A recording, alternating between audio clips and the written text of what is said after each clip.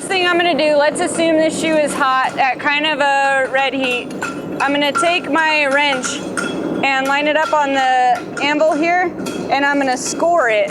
And that'll give me the line that I'm gonna follow. You see how it makes that line there? Yep. This wrench is a little bit too wide. You can see it's worn down. Oh, look at that.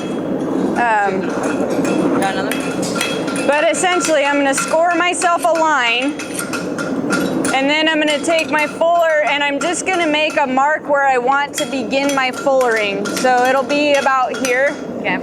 And I'm gonna put the corner of the fuller into the shoe here at like this angle, and I'm gonna hit here, and that's gonna give me just a good defined start.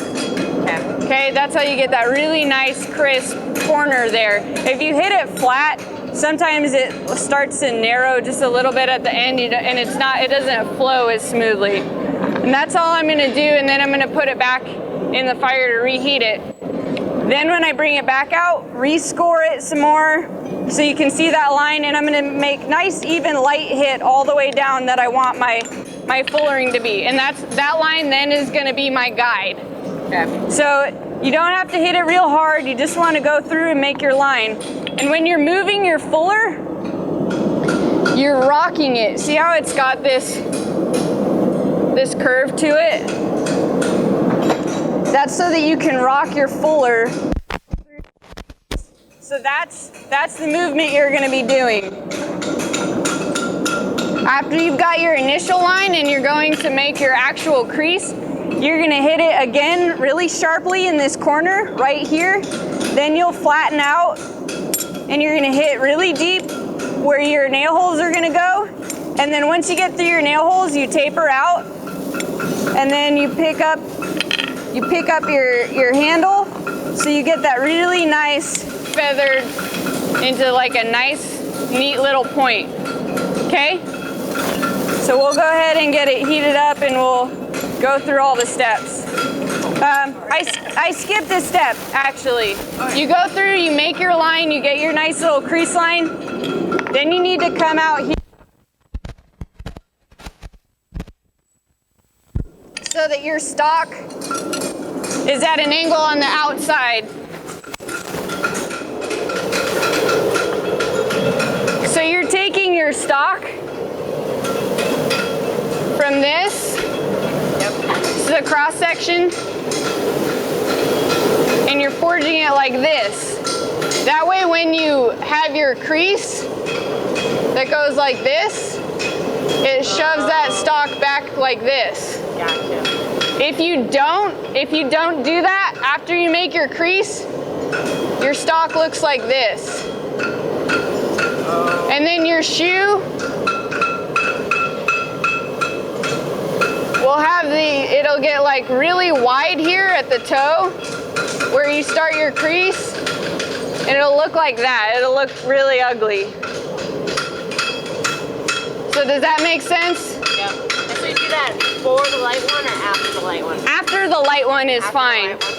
And you taper it. You taper it just like you're gonna taper your crease. So you're gonna have a really steep angle in the beginning where your crease is really wide, and as your crease gets narrower towards the end, you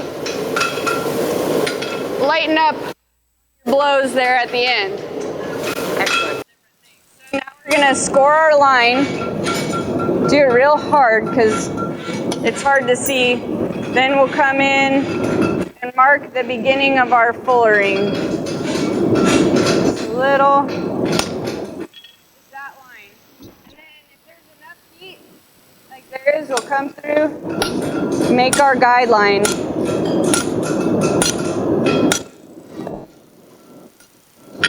Okay, so that'll be our guideline. There's our line.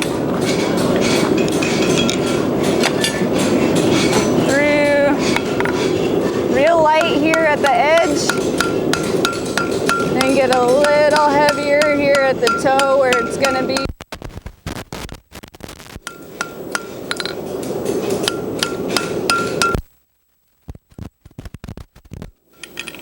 See that? sort of see it at that angle. Clean it up a little bit more.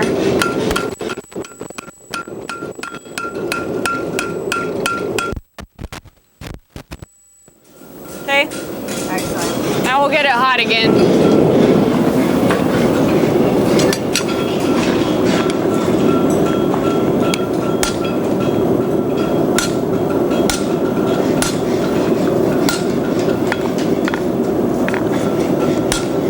Then just walk it down your line.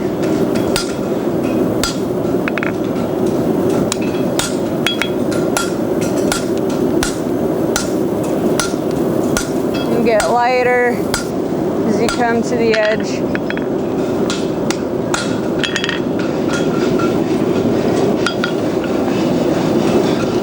Okay, so now it's starting to take shape and look like an actual crease.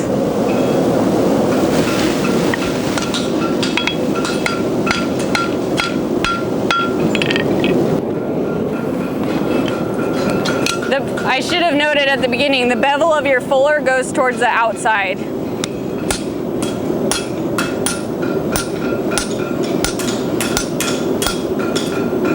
And just go through.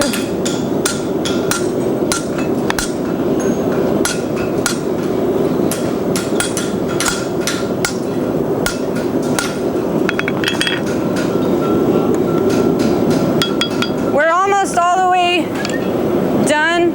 We don't want to bottom out, but we want to get maybe like 3/4 of the way through the stalk.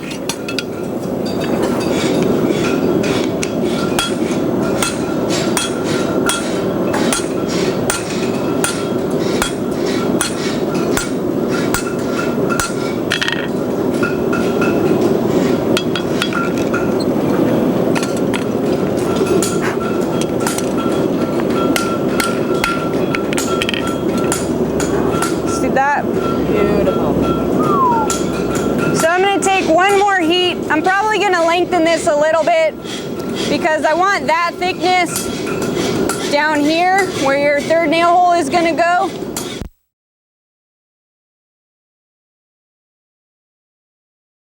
We'll get to kind of this heat and we'll go through with the creaser one more time, just kind of lightly. And that cleans up all those, if you have little choppy marks, it kind of busts them out. So then you get like a nice, smooth, crisp looking fuller line. All right, my little end is a little bit bubbly, so I'm gonna clean it up there.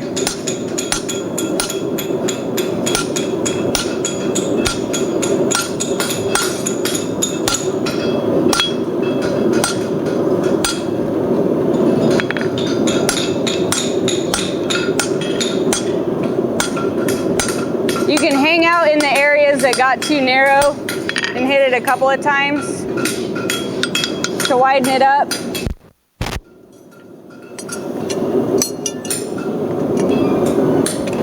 Go back through. Might clean it up. It's kind of got a little bit of a frog eye on the inside there. Clean that up some.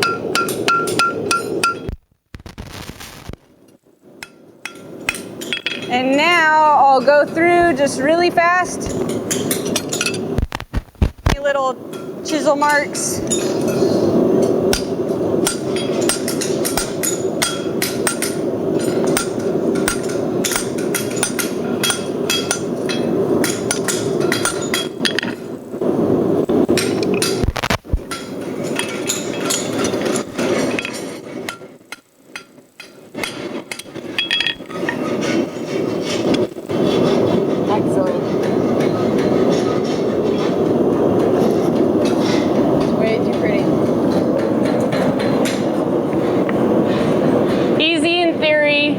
More difficult in practice.